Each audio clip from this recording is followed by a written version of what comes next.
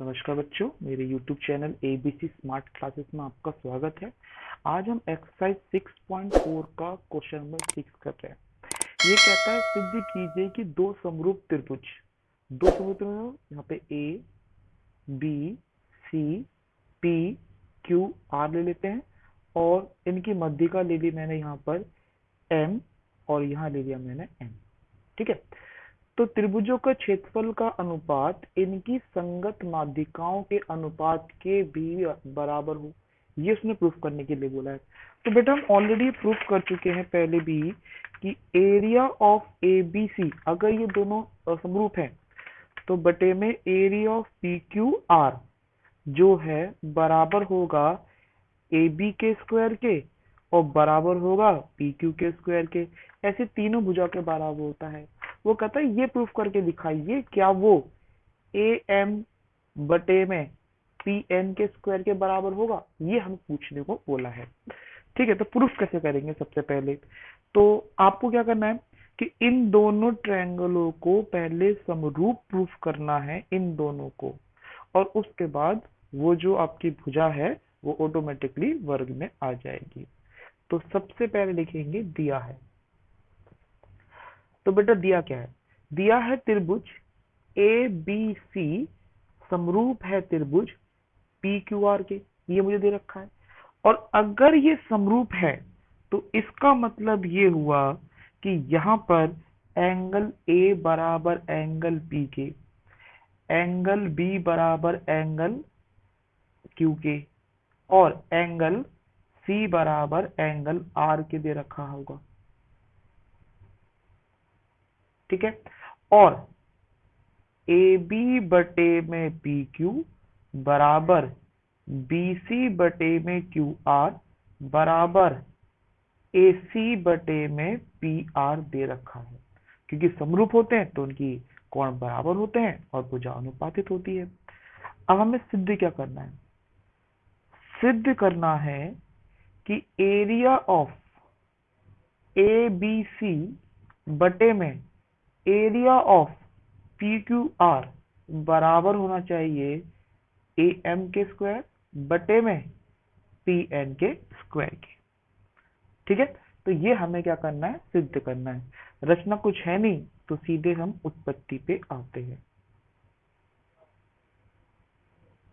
उत्पत्ति में आपको क्या चीज गिवन है, क्या चीज गिवन नहीं है, पहले बात कर लेते हैं। हमें सबसे पहले ये तीनों चीज बराबर दे रखी है, मतलब ए बी बटे में पी क्यू बराबर है बी सी अपॉन में क्यू आर और बराबर है ए सी अपॉन में पी आर के। बट मुझे तो ये चीजें प्रूफ करनी है, इसलिए इन दोनों ट्रायंगलों का जो रिलेशनशिप है, मतलब इन दोनों ट्रायंगल में, तो इसमें एक तो ए बी आ रहा है और एक बी सी का हाफ आएगा। तो ये तीसरी वाली जो पॉइंट है, इसको लो या ना लो वो आपकी मर्जी है। हमने ये दो रेखा ले ली। अच्छा हाँ, ये लिख सकते हो आप त्रिभुज ए बी सी और त्रिभुज पी क्यू आर में, ये लिख सकते हो। अब यहाँ पे मैंने ए बी अपॉन में पी क्यू बराबर इन दोनों को हाफ कर दिया, 1/2 ऑफ बी सी और 1/2 ऑफ क्यू आर। और आपको पता होना चाहिए कि जो कोई मध्यिका होती है तो मध्यिका के जो बिंदु एम है वो उसको दो बराबर हिस्सों में बांटते हैं। यानी कि अगर मैं कहूं कि बीसी का हाफ क्या होगा तो वो बी एम भी हो सकता है और एम सी भी हो सकता है। ऐसे ही अगर मैं क्यू आर का हाफ करता हूं तो वो क्यू एन भी हो सकता है और एन आर भी हो सकता है।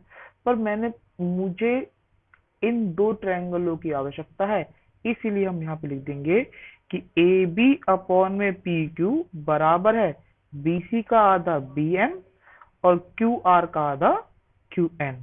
ठीक है, तो ये जो है वो मैंने इसको क्या कहते हैं अपॉन में ले लिया। अब इसको मान लेते हैं नंबर 1 कि ये बटे में ये है और ये बटे में ये है। अगर ये दोनों आपस में अनुपातित हैं तो ये वाला एंगल भी तो बराबर है, क्योंकि नियम याद करो कि अगर कोण बराबर है और संगत भुजा अनुपातित है तो वो क्या होती है? समरूप होता है। बिल्कुल सही। तो यहाँ पर एंगल बी बराबर होगा एंगल क्यू के। क्यों दिया है?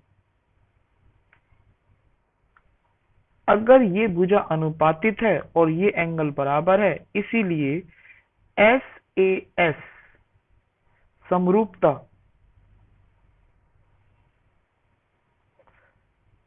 के नियम की कसौटी के कारण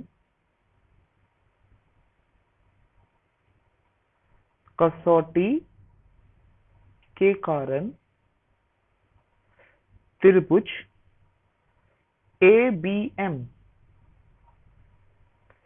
समरूप होगा त्रिभुज पी क्यू एन के।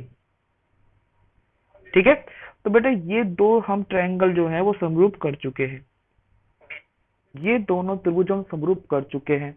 अगर ये दोनों त्रिभुज समरूप हैं, ये वाले त्रिभुज, ये वाले, तो इनकी भुजा भी क्या होगी बेटा? अनुपातित होगी। तो अनुपातित भुजा कैसे लिखेंगे कि ए बी बटे में पी क्यू होगा, बी एम बटे में क्यू एन होगा, और ए एम अपॉन में पी एन होगा। क्योंकि यही तो समरूपता का नियम है कि अगर दो ट्रायंगल समरूप है तो उनकी सारी भुजा क्या होती है? बराबर होती है। और इसको रख लिया मैंने नंबर 2।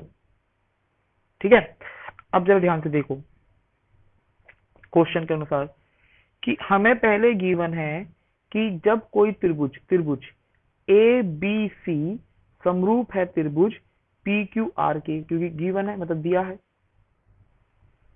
तो area of A B C बटे में area of P Q R बराबर होगा ए बी बटे में पी क्यू का होल स्क्वायर बराबर होगा बी सी अपॉन में क्यू आर का होल स्क्वायर बराबर होगा ए सी अपॉन में पी आर का होल स्क्वायर। ये हमने मान लिया नंबर 3। ठीक है, अब जरा ध्यान से देखो, A B P Q B C Q R A C P R, ये किसके बराबर है? ए एम पी एन के। तो मुझे वही तो प्रूफ करना था कि ये तीनों जो है वो इसके बराबर है, और मैं यहीं पे इसको रिप्लेस कर दूंगा और ये बन जाएगा एरिया समीकरण 1, 2 और 3 से।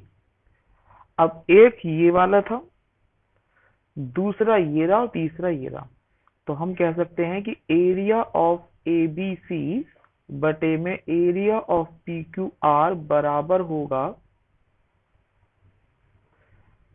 ए एम अपॉन में पी एन का होल स्क्वायर, या अलग अलग भी आप कर सकते हो।